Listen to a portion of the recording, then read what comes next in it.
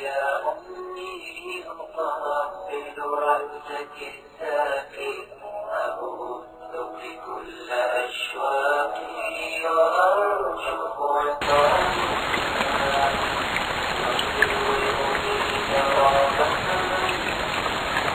آج ہالیڈے ہے مگر پھر بھی ببلو صبح سے بور ہو رہا ہے. باہر کھیلنے نہیں جا سکا اسی لیے. زوروں سے بارش جو ہو رہی ہے صبح سے. اب تو عصر کی نماز کا وقت ہو گیا. اللہ اکبر اللہ اکبر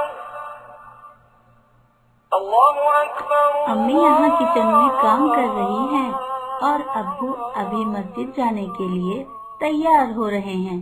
ابو امی سے کہتے ہیں سنیے میں مسجد جا رہا ہوں. عصر کے بعد مسجد میں ایک لیکچر بھی ہے, وہ اٹینڈ کر کے مغرب پڑھ کر آؤں گا. ابو اتنی بارش ہو رہی ہے, آپ کیسے جائیں گے؟ ارے تو کیا ہوا ببلو, میں کار میں چلا جاتا ہوں. آپ کو معلوم ہے مسجد جا کر نماز پڑھنے کا اجر 27 ٹائمز زیادہ ہے. اور ہاں بیٹے, آپ جب 7 سال کے ہو جاؤ گے تو آپ بھی میرے ساتھ روزانہ مسجد جایا کرو گے. نماز 7 سال کے بعد فرض ہے.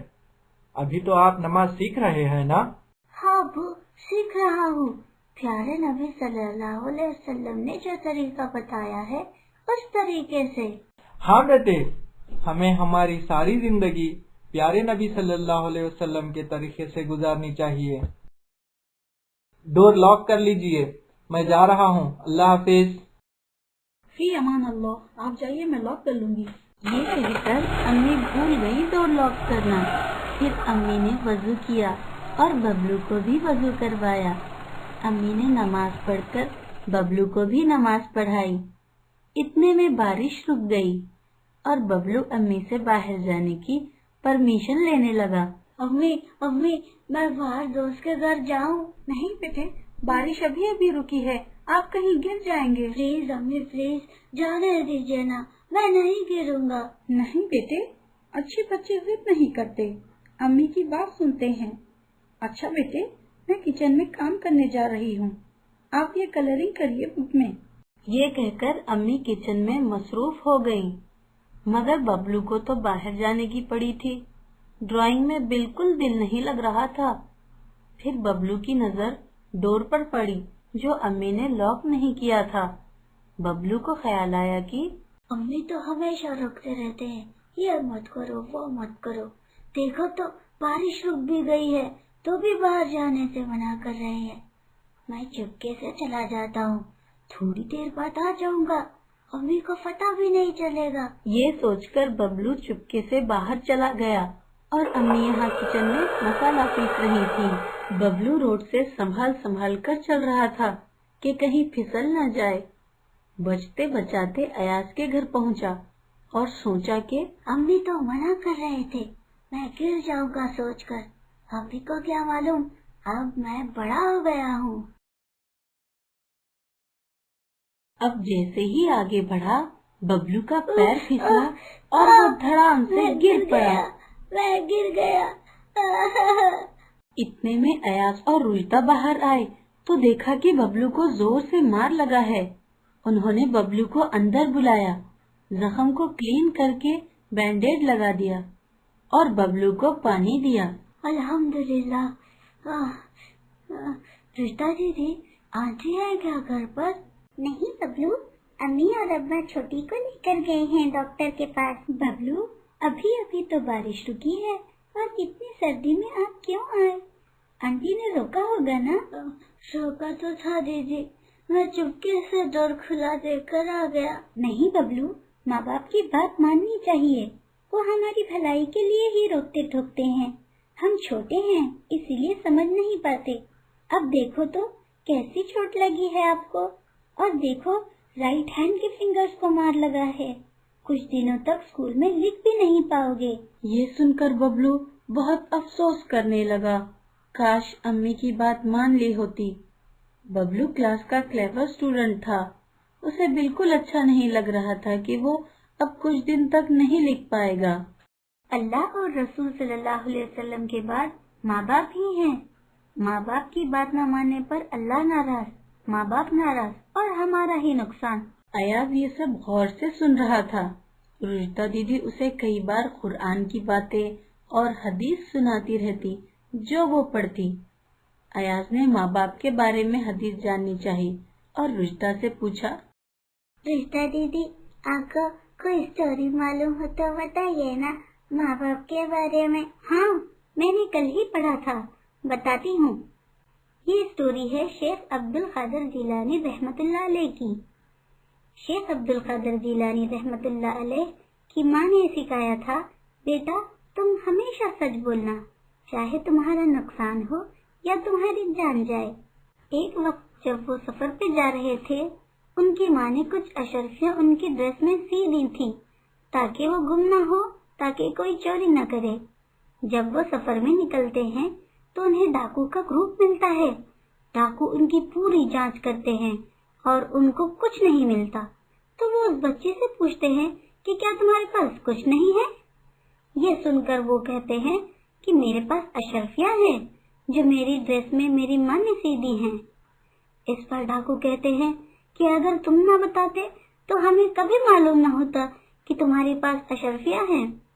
ڈاکو کہتے ہیں کہ تم ہم سے جھوٹ بھی بول سکتے تھے، تم نے سچ کیوں کہا؟ اس پر عبد القادر جیلانی کہتے ہیں کہ میری ماں نے جھوٹ بولنے سے منع کیا تھا۔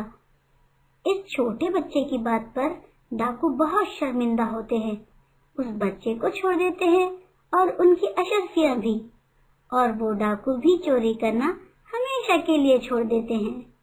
دیکھا کس طرح ماں کی بات سننے پر عبد القادر جیلانی ڈاکو سے بھی بچ گئے، ان کی اشرفیاں بھی چوری نہیں ہوئی اور ڈاکو نے چوری بھی چھوڑ دی۔ ماشاءاللہ دیدی، اچھی اسٹوری سنائی۔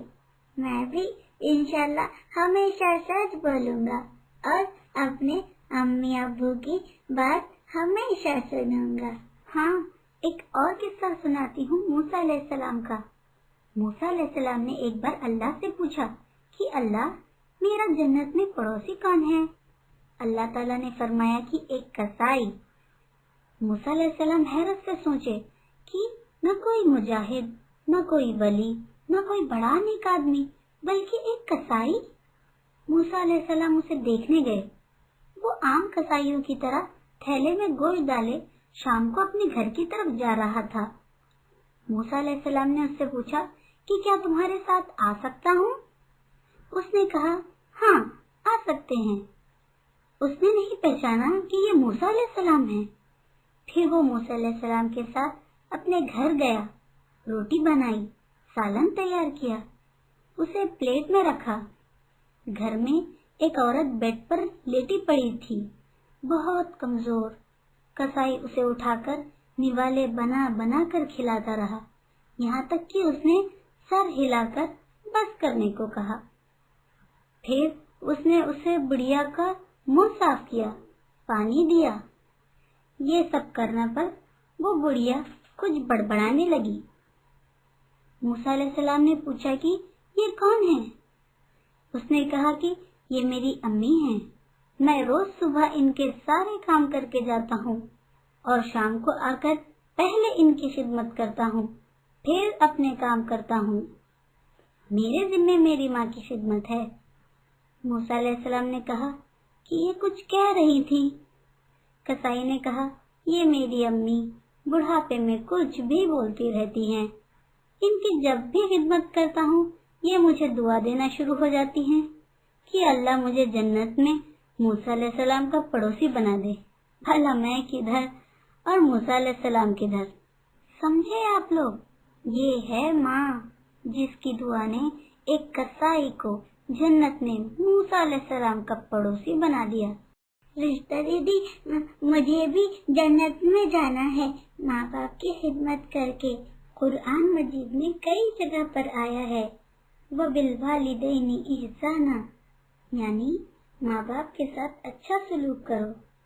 رسول صلی اللہ علیہ وسلم نے فرمایا کہ والدین کی نافرمانی کبیرہ گناہ ہے۔ یہ سب سن کر ببلو پر بہت اثر ہوا، بڑی اداسی سے رشدہ سے بولا، دیدی اب اللہ بھی مجھ سے ناراض ہے اور امی بھی، میں کیا کروں؟ ببلو، امی سے معافی مانگ لو اور آگے سے ان کی بات ہمیشہ ماننا۔ وہ تمہیں ضرور معاف کر دیں گی، پھر اللہ بھی تم سے راضی ہو جائیں گے۔ پھر اچانک رشدہ کو یاد آیا کہ ببلو کی امی اسے ڈھونڈ رہے ہوں گے۔ اس نے ببلو سے کہا، ببلو، آنٹی آپ کو ڈھونڈ رہے ہوں گے، میں کال کر کے بتاتی ہوں کہ آپ یہاں ہو۔ اتنے میں ہی بیل ہوئی۔ رشدہ نے دیکھا تو وہ ببلو کی امی تھی۔ وہ ببلو کو ڈھونڈتی ہوئی یہاں آئی۔ رشدہ نے سلام کیا اور انہیں اندر بلایا۔ امی ببلو کو دیکھ کر کہنے لگی، بیٹا، میں نے تمہیں کہاں نہیں ڈھونڈا، اور یہ مار کیسا لگا؟ امی، مجھے معاف کر دیجیے، میں نے آپ کی بات نہیں مانی اور بنا بتائے یہاں چلا آیا، راستے میں پھسل کر گر گیا اور یہ مار لگا۔ اب سے میں آپ کی بات ہمیشہ مانوں گا، آپ مجھ سے ناراض تو نہیں ہو نا؟ میں نے تمہیں معاف کیا ببلو، اور میں ناراض بھی نہیں ہوں۔ تو دیدی، اب اللہ بھی مجھ سے ناراض نہیں ہے نا؟ نہیں ببلو، اللہ بھی ناراض نہیں ہوں گے، امی نے جو معاف کر دیا۔ آنٹی، میں آپ کو بتانا بھول گئی کہ ببلو یہاں آئے ہیں، میں انہیں اسٹوری سنانے میں آپ کو کال کرنا بھول گئی۔ کوئی بات نہیں بیٹے، آپ نے بہت اچھی باتیں بتائی ہیں ببلو کو، جزاک اللہ۔ ببلو بہت خوش تھا کہ امی نے اسے اتنی جلدی معاف کر دیا۔